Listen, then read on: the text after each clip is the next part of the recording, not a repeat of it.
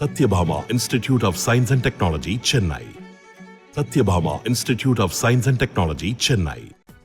NEET தேர்வுக்காக பெருகி வரும் பயிற்சி மையங்கள், அங்கு வசூலிக்கப்படும் கட்டண விவரங்கள், கற்பிக்கும் முறைகள் உள்ளிட்ட பல்வேறு முக்கிய விஷயங்களை இந்த தொகுப்பில் பார்க்கலாம்.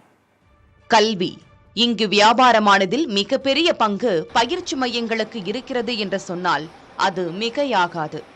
குறிப்பாக நீட் போன்ற போட்டித் தேர்வுகள் வர தொடங்கியதிலிருந்து அதற்கான பயிற்சி மையங்கள் நாடு முழுவதும் புற்றீசல் போல பெருக தொடங்கிவிட்டன. டெல்லி, லக்னோ, மும்பை, புனே, ஹைதராபாத், சென்னை போன்ற பெருநகரங்களில் இத்தகைய பயிற்சி மையங்களை அதிகம் காணலாம். அதிலும் ராஜஸ்தானின் கோட்டா நகரம் முழுக்க முழுக்க பயிற்சி மையங்களால் நிரம்பி வழிகிறது. நாடு முழுவதும் கிளைகளை பரப்பியிருக்கும் சில நீட் பயிற்சி மையங்கள் ஒரு மாணவரிடம் ஓராண்டுக்கு 1.5 லட்சம் ரூபாய் முதல் 3 லட்சம் ரூபாய் வரை கட்டணம் வசூலிப்பதாக கூறப்படுகிறது. பெரும்பாலும் முதல் முறை வெற்றி பெறுபவர்களின் எண்ணிக்கை இங்கு குறைவு என்பதால் 2 முதல் 3 ஆண்டுகள் வரை அவர்கள் பயிற்சி மையத்திலேயே இருக்க 7 லட்சம் ரூபாய் வசூல் செய்யப்படுவதாக தகவல்கள் தெரிவிக்கின்றன. அதிலும் மாணவர்களுக்கு தங்கும் வசதி, உணவு ஆகியவற்றை பார்த்துக் கொள்ளும் பயிற்சி மையங்கள் இதற்காக தனி பில்லும் போடுகின்றன.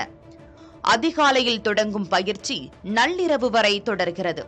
வாரத் தேர்வு, மாதத் தேர்வு என ஒரு நீட் தேர்வு எழுதுவதற்கு முன்பு 100 தேர்வுகளை அந்த மாணவர்கள் பயிற்சி மையங்களில் எதிர்கொள்ள வேண்டியுள்ளது.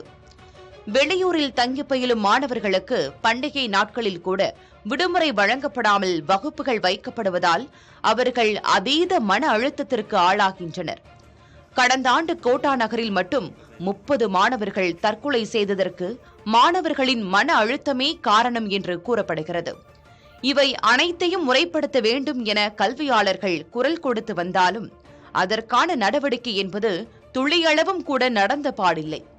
தற்போது நடந்து முடிந்த நீட் தேர்வில் வினாத்தாள் கசிவு மற்றும் பிற குளறுபடிகளுக்கு பின்னணியிலும் பயிற்சி மையங்களின் தலையீடு இருப்பதாக வெளியாகியிருக்கும் தகவல் விவாத பொருளாகியிருக்கிறது.